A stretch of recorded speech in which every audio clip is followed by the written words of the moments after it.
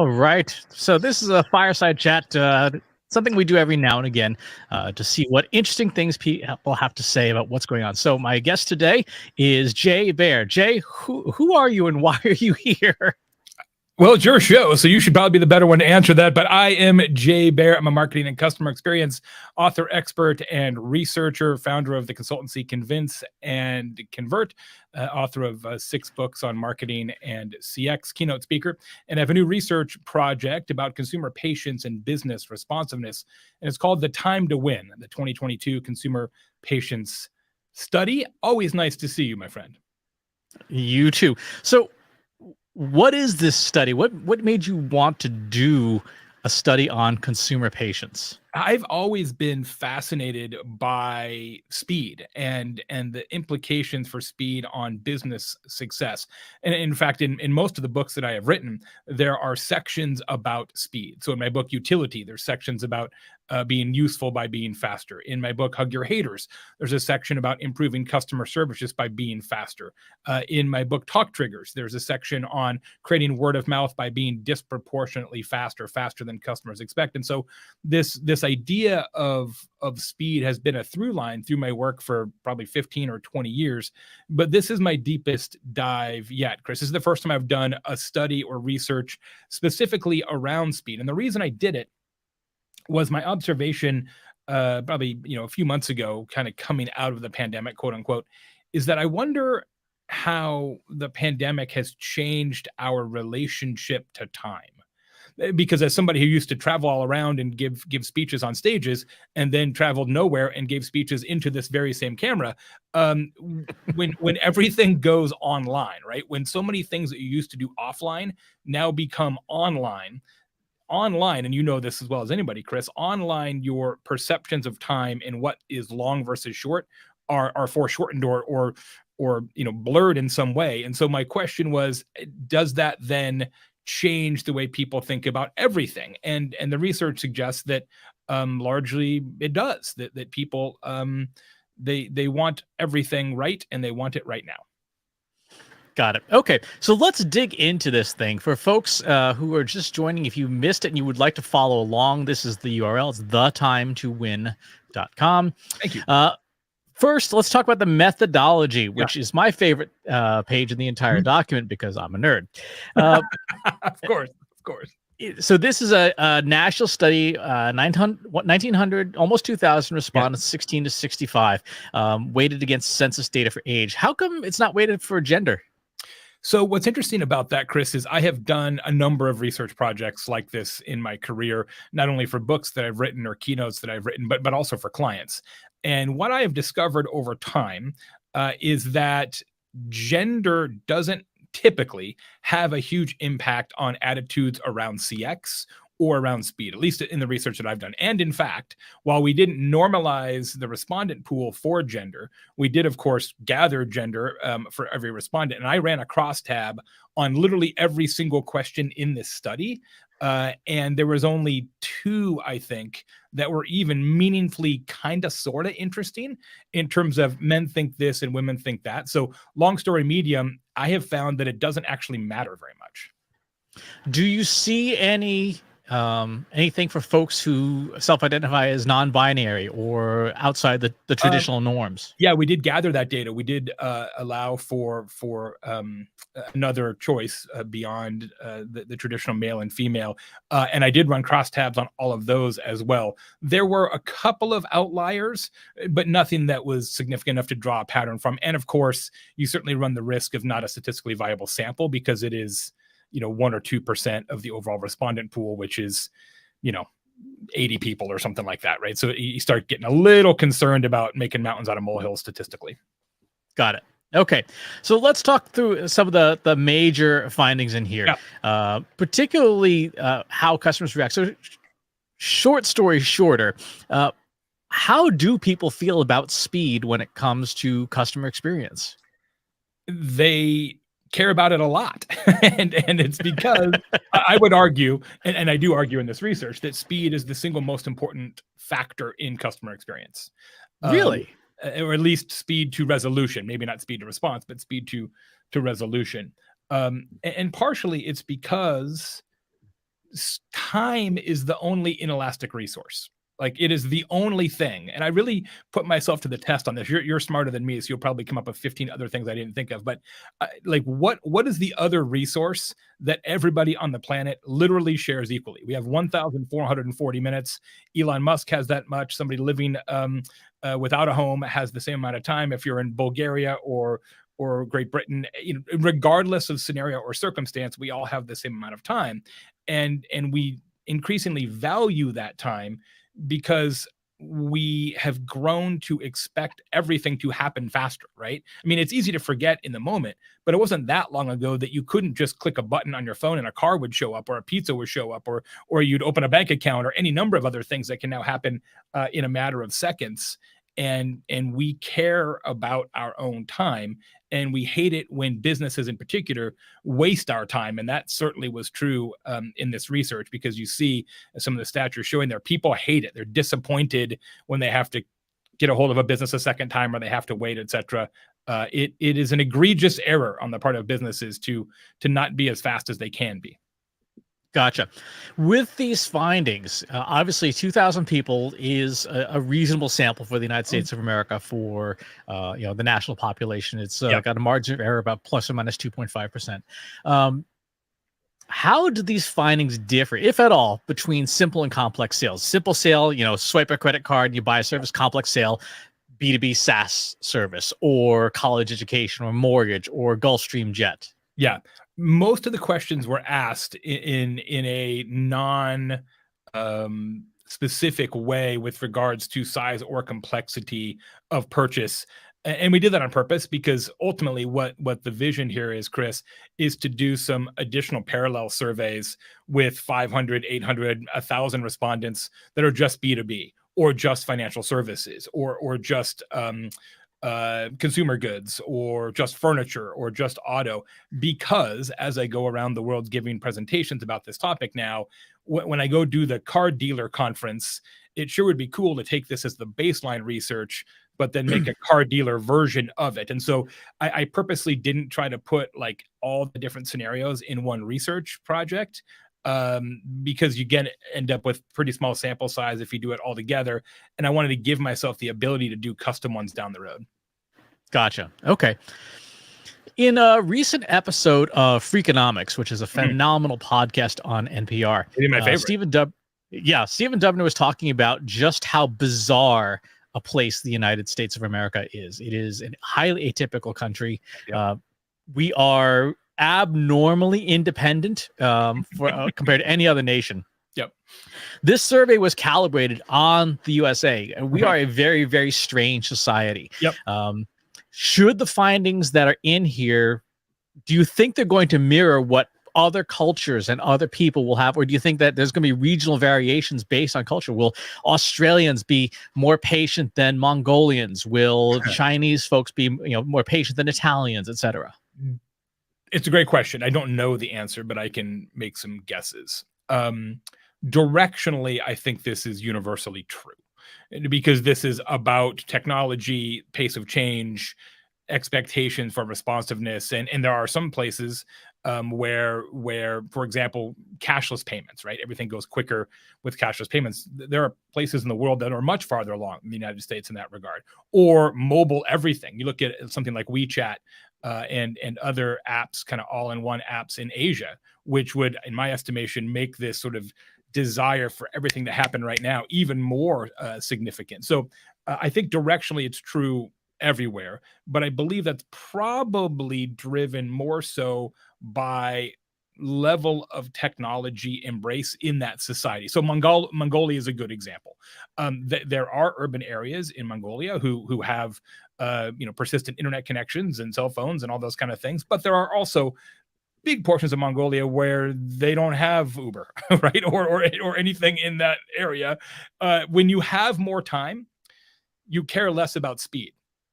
And even though we all actually have the same amount of time, it's how much time do you think you have? And the irony about it, Chris, and I'm trying to figure out a way to say this on stage in a way that isn't ridiculous, and I'm not there yet. But it's this idea that we get so freaked out about time and responsiveness in a society like ours, which is the leading, if not nearly the leading society, in that everything is so efficient. We actually have more time than anywhere else, right? Like theoretically, US has more time than almost any other country, yet we're also less patient, right? So it's like this weird like reverse correlation where the more free time you have, the more you want more free time. It's kind of a slippery slope. It is. And I have a whole line of thoughts that we're not going to go into about politics and culture, about why that might be the case, Good. and capitalism and economics. But that's for another show.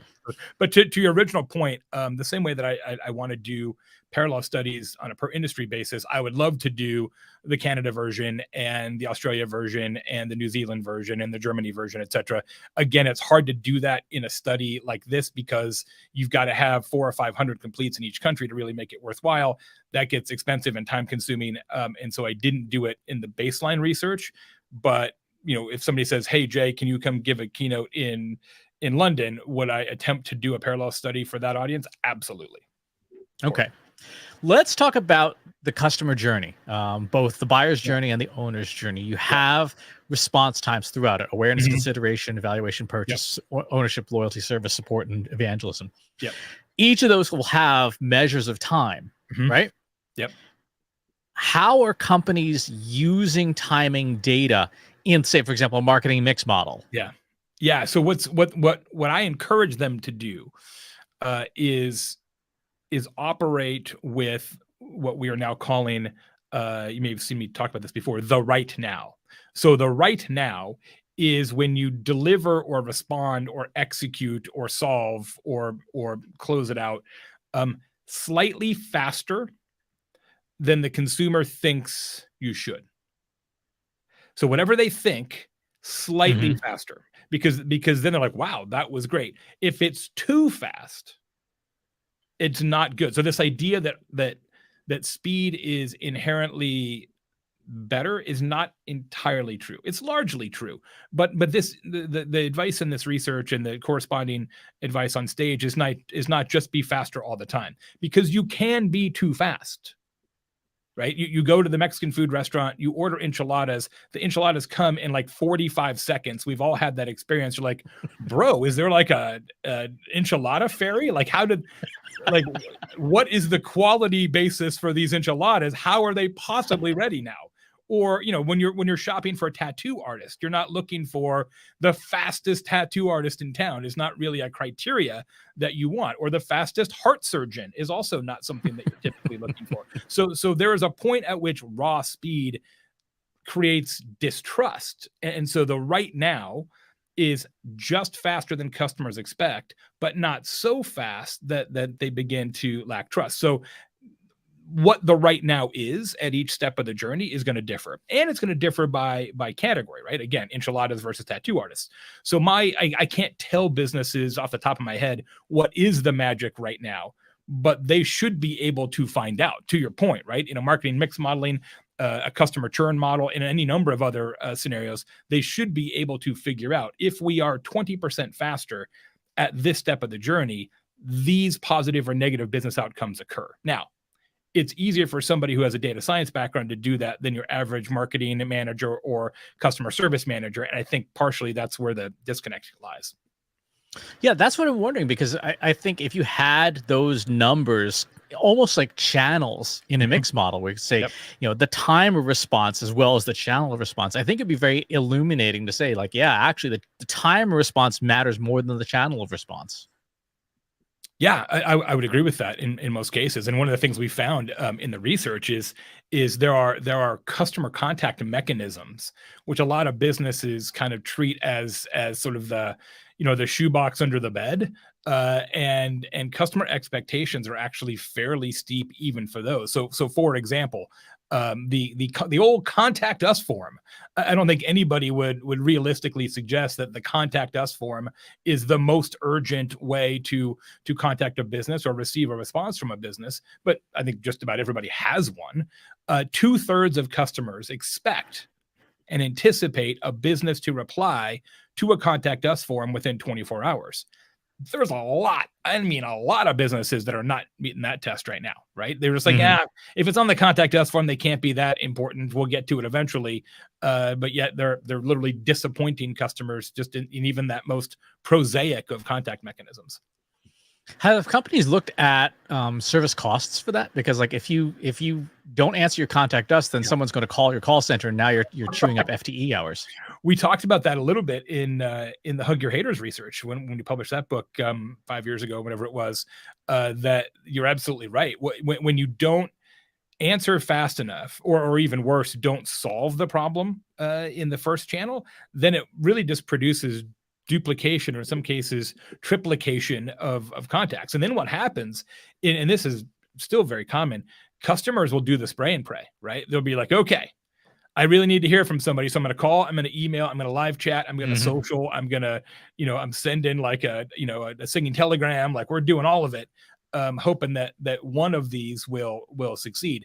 And in fact, in that research, and again, I don't want to hang my hat on this because that's been a few years since we did it, but at that time, it was some overwhelming percentage. I think it was 80+%, if I recall correctly, of social media customer service questions were after somebody had already tried to reach the business via phone, email, legacy channel. So it wasn't like, you know what, I think Twitter's better. It was, I'm not getting any help somewhere else, so let's throw the Hail Mary bomb and go to Twitter. Now, I think probably use of social media as a customer service channel has been normalized some since then, but I think it's still in very many cases like it's the last resort.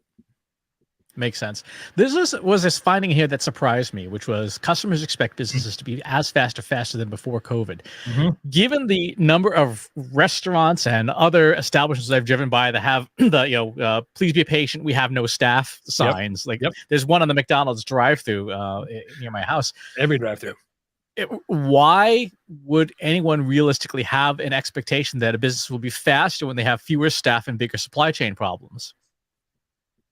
It's a great question, and it's one of the most interesting findings in this research that there is no pandemic pass. This idea that, hey, they understand, and maybe it's been too long now, or maybe people are like, well, they just don't want to pay enough for their workers, or maybe they don't actually believe that supply chain is still an issue now 2 years into supply chain issues, or whatever the circumstances are. And I don't know the exact reason because we didn't ask that question. But the data show that customers are like, look, man, it's been a couple years, get your shit together. And that has a massive implication for lots and lots and lots of businesses. So what does a business do? Like if you're a McDonald's franchise and you're supposed to have 5 people on back of house and 2 people up front, and you've got 1 person in each place, what are you supposed to do? Yeah, well, my first job was in McDonald's, so I have lived that dream in my past. I think it's really important, Chris, to note here that most of this research hinges on customer expectations. And let me just back up a second and say that expectations and expectation management is one of the most important things that all businesses can do, because there is no such thing as an inherently good or an inherently bad customer experience. It doesn't exist. There is no good or bad customer experience. It's purely based on what you thought was going to happen. And in fact, I would define customer experience as the difference between what customers think will occur and then what actually happens. That being the case, if in fact you are short-staffed, you're short-handed, you don't have turkey. There's a restaurant in town here that never has turkey anymore. Like turkey is like plutonium. You can't get it. Only in the black market can turkey be acquired. But they got chicken for days. You have as much chicken, it will give you chicken, but you can't have turkey. I'm like, what? Anyway, it's a mystery to me. But in circumstances like that, the best thing you can do, obviously, is do what you can to solve the problem. But you've got to manage the expectations, right? So if you very aggressively, consistently, proactively communicate, and it can't, I think it's got to go beyond the please be patient, we're short-staffed. I think you've got to give a little more detail there, a little more meat on the bone. Then usually people will give you, a little bit of grace for a while. But when you read articles that McDonald's is raising their salary to, $18 an hour starting, and the same McDonald's by your house has been short-staffed for 7 months, at some point you're like, well, wait a second. surely this problem can be fixable eventually. Okay. Another interesting finding in the paper was this one: men expecting businesses to reply faster Yeah. than women. Yeah. Is that men culturally in the United States, or is that the gender itself? What's your take on that? Because it is a significantly different margin. Yeah, it is. And as we mentioned at the top of the show, that's one of the few where when we ran the crosstabs, the men, women, and gender variant, or prefer not to state, etc., was different enough to actually include in the produced report. I think it's cultural. I think it's hey, I want it right now, and men tend to, I think, I'm not an organizational psychologist, but tend to be a little less patient in general. At least that's true in my household. So anecdotally, I think it's probably a cultural imperative in this country. Gotcha. Okay, so that was a case where if you ask Mrs. Baer, she would say, yes, this research checks out. Gotcha. But asking our friends, for example, in Paris, might have a very different set of reactions. Yeah, could be. Yeah, that would be a really interesting study to look at, that gender difference across a number of different countries in different societies: South America, Africa, APAC. Yeah, that would be a really, really cool piece of research to put together. Exactly. One of the other findings that should make everyone wake up is that customers are willing to pay more, between 19 and 50% more, for no line, no waiting. Given this, is this across everything? Is this sort of a universal thing, or is this retail and B2C specific, do you think? We asked it without a qualifier around industry or product, because to ask the question qualified, it gets very, very detailed, and you really run the risk of somebody misunderstanding the question. So we asked it pretty plainly, and we did that on purpose. The other thing that's noteworthy about this is there were some differences I just didn't get into it too much in the actual written report, but there are some fairly interesting, maybe we'll do a supplement on it, differences in that particular question by cohort, and your Gen Z type people. And I think partially because some of those folks aren't necessarily making their own money yet, etc. They're like, I would pay infinity dollars to never wait. I mean, it was there's some things there, and one of the reasons we didn't write it up is because it was so dramatic. I was like, I don't know if I want to hang my hat on that data, but I have some Gen Zs at home, and they're like, yeah, to never have to wait in line anywhere, I would give you all the money and all my parents' money. And I'm like, interesting. So look, what do people hate worse than waiting in line? Not many things. And again, it goes back to this whole idea of how much we value time. And we hate again, certainly in the US, we hate this idea that somehow we are frittering time away, that we are wasting time. One of the reasons why we don't take all our vacation, and still don't, right? Even in a pandemic, we still didn't take all of our vacation. So it's how we are, I guess. We're just a bunch of lunatics. Yep. Okay, let's talk about my daughter works. My daughter lives in Paris now and works there. And it's her first job out of school. And all of her colleagues are not American. And they're always like, wow, you Americans, you work so hard. You never take enough vacation, right? It's like there's two people on the team who are always working super hard. Everybody else gives them shit for it. My daughter and her colleague in China. It's like, shocking. I was like, all the stereotypes are true. It is. Let's talk about Flippy, Sippy, and Chippy. Yeah. Flippy, Sippy, and Chippy are robots. These are robots at respective different fast food establishments. I believe Flippy is at Jack in the Box. Mm-hmm. And these obviously are back of house machines that are, Flippy, I believe, is doing mostly fries and burgers. I think it's the fries. When we talk about AI and automation, and we talk about sort of this time to win, is there a difference between response times that are human-led versus response times, period, machine or human-led? Do consumers feel different if a business responds with a chatbot versus an actual human in the chat? Does the satisfaction remain the same if they get an answer immediately from something that's not human? I think it depends on what they're asking about, right? So I think it would be foolish of me to suggest that the technology is immaterial, or really it's not even about the technology, it's about the empathy that technology can execute upon, right? So there is no good or bad chatbot. There's empathetic chatbots and chatbots that lack empathy because they're not programmed as such, or they're not designed to do that. Same thing with texting, same thing with WhatsApp messages, same thing with everything, right? The way I'll answer this is we asked customers in this study if you had to pick a contact mechanism that you had to use to get a hold of businesses, and you could only use one, what would it be? And overwhelmingly, they picked phone. And that surprised me. I did not see that one coming. I would have thought they would have said email or text or something that is inherently less filled with friction. But it does make me really stop for a second and say, you know, there's something to be said for having a live person on the other end who can respond to maybe questions that are illinear or illogical, that can display kindness and empathy, warmth, and humanity in a way that a bot has a difficult time doing. So I think I don't want to read too much into it, but I think that's a really interesting finding. 74% is the answer of customers say that they would prefer to use a telephone to get in touch with the company. And does that hold true generationally? It did, and that shocked me.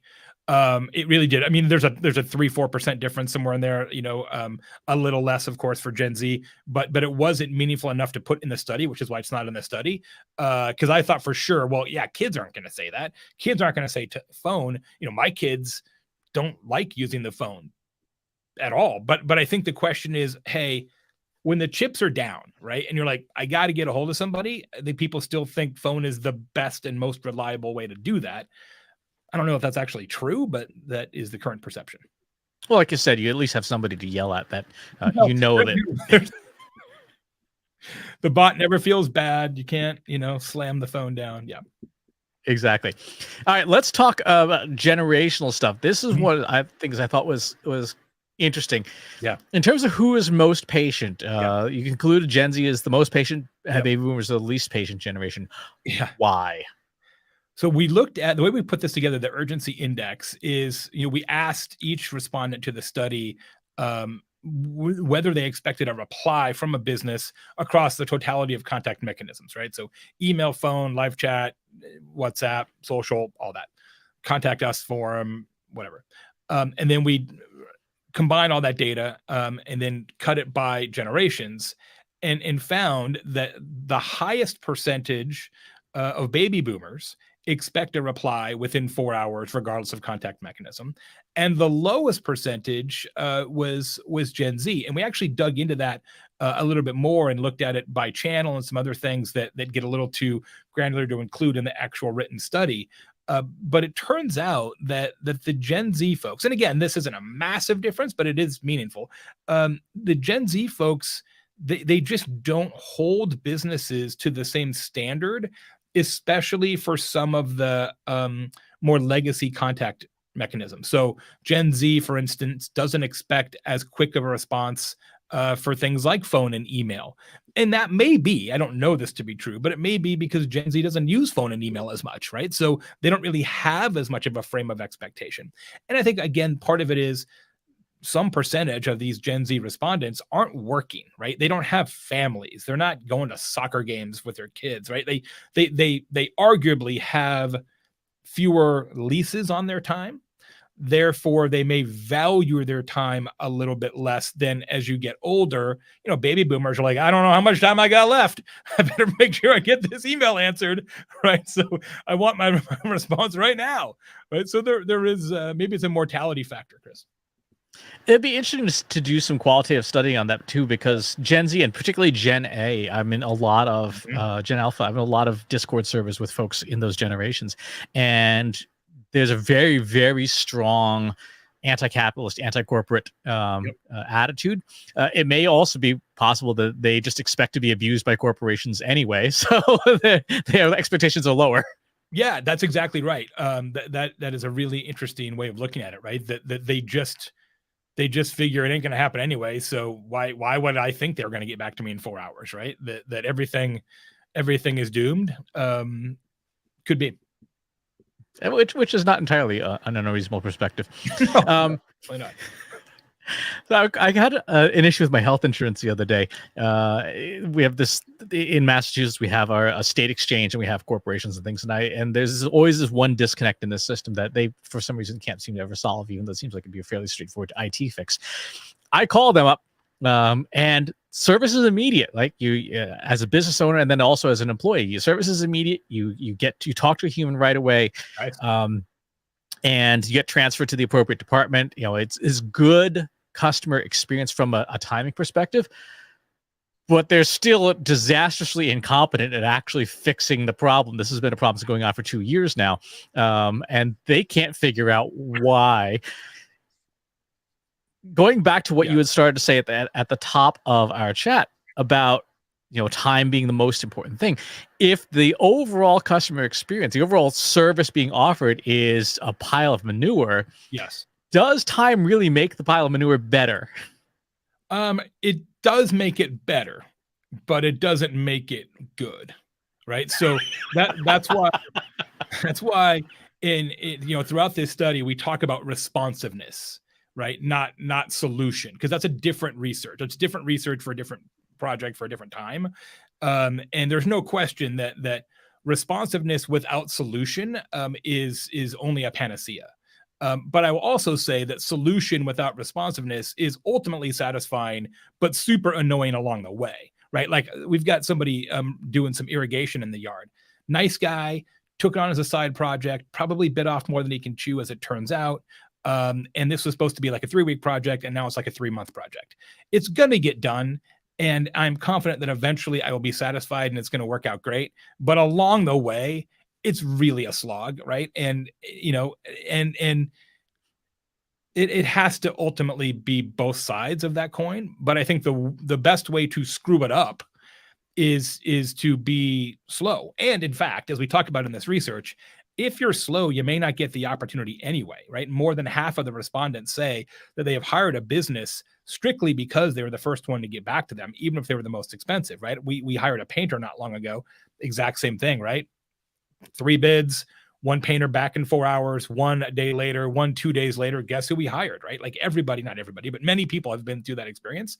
So if you're not fast, you never get a chance to do it right or poorly. Gotcha. Yeah, we had the issue with a tree service. We put out bids to clear a tree that was, crushing a good chunk of our backyard, and yeah, there were a couple of services. By the time the winning service we'd signed off, the other services were like, oh, yeah, we forgot to get back to you. I'm like, well, it's a bit too late for that now. Yeah, I mean that's it, right? Like, if there's one thing I hope this research will do, is that it will disavow business people of the notion that kind of operating philosophy can work in 2022 and beyond. We just forgot to get back to you. What the actual F, bro? Like, that's not good enough. And I think we all anecdotally know it's not good enough, but I'm like, look, we got it. The only way this is going to get solved if I have actual math around it. So I'm like, I'm doing the math, and we did. Gotcha. If a company's just universally bad at everything, well, are we like cable company. Are we throwing out examples on the show? Well, I mean, like my cable company, bad service, high price, poor quality product. It's the old, fast, cheap, good, choose two. Like they chose none. They're not of these. Yes. Yes, their product is twice as expensive and half the quality, and the service is abysmal. If you're bad at everything, where do you start? Like, should you try and how do you prioritize, the fast, cheap, good triangle? Yeah, I mean, I think this research shows that fast should be one of them, right? That if you can't do all three, and most can't, pick fast because it matters, right? It has we've proven in this research, it has emotional consequences, it has revenue consequences, it has loyalty consequences. So I would go either fast and good or fast and cheap, right? But I would make sure that fast is one of them, because again, our expectations around time will continue to ratchet up disproportionate to our expectations around quality, or our expectations around cost, right? Like if you think about 5 years ago, what we think is fast versus what we think is slow is way different than 5 years ago what we think is cheap versus expensive, right? Like the pace of expectation lift in speed and responsiveness way outstrips the pace of expectation lift in the other two corners of that triangle. So I believe the right approach is make fast one of your pillars, and then you as an organization decide whether you want to be fast and good or fast and cheap. How much of that's because of transferable customer experiences? One of the things you said is, all customer experiences is relative, but I think some of it's transferable too. So we have these devices, and we are used to, we swipe right on here, and you can get a car, a sandwich, a bottle of liquor, and a date. Like probably in that order within 60 minutes. Even though my company or your company is not Tinder or Drizzly or Uber Eats or whatever, the customer feels like this is the standard, and we're going to be held accountable to other people's standards. Yep. How do we deal with that? Because we're none of those companies. Yeah, I don't think there's an out there. Those companies that are really built from the ground up to be fast, right? They're engineered for lack of friction and responsiveness, are setting the standard for what everybody else comes to expect, right? And I think it's one of the great business challenges of the next 5 to 7 years is if everybody expects that you get insurance like lemonade and you get your claim processed in 3 seconds, well, what happens if you're State Farm and it's not 3 seconds, it's 3 days? At what point do people say, this is dumb, I'm going to go with these guys? And when you're a legacy company, even if it's a 5-year-old company who are not purpose built for speed, I think it's a real question that we're going to have to answer. I don't know the answer yet, but I think it's a really, really important perspective. And one of the reasons why I think it's the right time for this kind of research. How sustainable is that pace for those companies? We've seen, obviously, in the last 3 months, a massive number of layoffs in the tech sector around many of these companies. Yep. Is that because they found efficiencies with AI and and technology, or is it that just that they can't? They're basically burning the candle at both ends. I think it's both, and I think from a tech standpoint, it's also a macro kind of markets, like there's not more money coming anytime soon scenario, especially for non-public companies. You've got to get profitable now because the investment capital to power the next round is not going to be as easy to come by as it was before. There's no question that and you're one of the world leaders on this point, that AI is coming for the non-value workers, and it has huge implications for what we're talking about here, customer service and customer experience. The problem is, as much as businesses have evolved to include chatbots and similar as a pretty significant piece of their overall customer service arsenal in many cases, they're going about it to save themselves money, not to save the customer time or headache. Right. So, it's like, let's use bots because it saves us cash, as opposed to let's use bots to produce a better customer experience. So I think we're kind of going about it the wrong way in many cases. But this idea of transference is hugely important. I really thought about writing a book. Maybe we should do it together, about this idea that the future of business is turning your customers into your employees. Right. This idea that, like, hey, you order your food at McDonald's and you wash your car and you check out your groceries. Yeah, you check out your groceries. You book your flights, right? Like, you clean your hotel room. Like, it's basically like we don't have to have employees because the customers are employees. I'm like, man, that's a slick game if you can pull it off. How do you deal with it for companies and business models where fast is actually the opposite of what you want to achieve? I'll give you an example. I've been doing the martial arts now for 30-ish some odd years and things like that. And generally speaking, the time from the day somebody steps on the floor to the day they get their first degree black belt should probably be about 10 years. Right. Okay. So the macro, now there's a lot of micro things along the way, the different colored belts and things along the way, but generally speaking, fast is not an advantage there. Obviously, having a good relationship is, and building that trust in the business, but you definitely do not want fast. I don't want, some yokel who got their black belt in 3 years to be backing me up in the alley in downtown Boston. Right. Yep.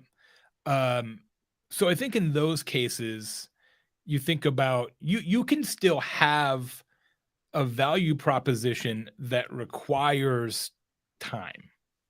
Tattoo artist, like we talked about earlier. Mm-hmm.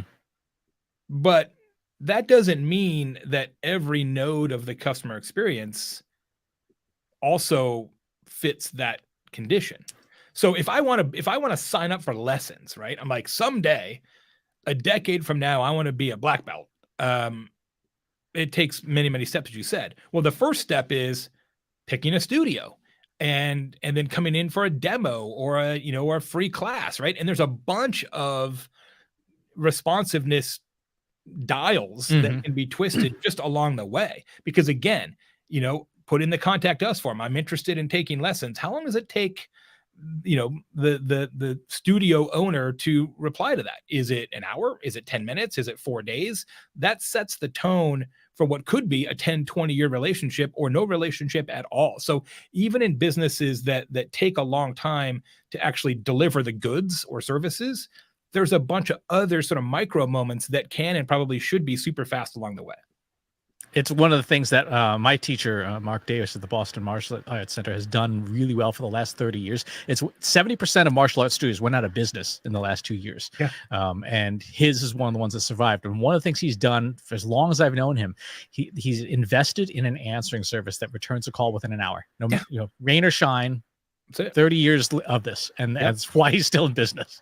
Yeah. I mean, I've been in digital marketing since 1993. So 30 years now, nearly 30 years. And one of the secrets to whatever modicum of success I've been able to cobble together is we just email people back. Like, when people are like, hey, we'd like to hire you, we're like, cool, we'd like to be hired. And we do that really, really fast. And it's like, I mean, I wish it was more complicated than that. I mean, look, I desperately wish I didn't have to do this research. Right? Because to me, this is axiomatic. Like, right, it's obvious. It should be obvious. If you're faster, people will give you more money. But it's not obvious, and the research bears that out. So now, I think this idea of what is the right time, right? What is the right now? That it's in each of these steps. So, for example, I need to pick a karate studio. What is the perfect amount of time to get back to somebody when they make that initial inquiry? Is it 5 minutes? Is it an hour? Is it 2 hours? Like you can figure that out in your own business, but there is sort of the perfect temperature of the porridge at each of those process steps. And I think what good businesses will do is kind of figure out what that is. And I'm excited to help them. Exactly. So obviously theTimeToWin.com is the place to get the study if people want it. What else should people be looking out for? So at theTimeToWin.com, we have the actual research. We've got infographics. There's one up there now. We have a new infographic that's going to come out every month, which summarizes one of the sections of the research. Every Tuesday on my social media, I'm Baer, all the places and the ways. Every Tuesday, we have sort of a stat of the week pulled from the research with some description and maybe a contextual video, etc. And then a bunch of other more fun stuff to come, maybe some webinars and speech excerpts and, all that jazz. Sounds good. All right. We will see you out on the internet. Thanks for being here, Jay. Thanks, Chris. Appreciate you.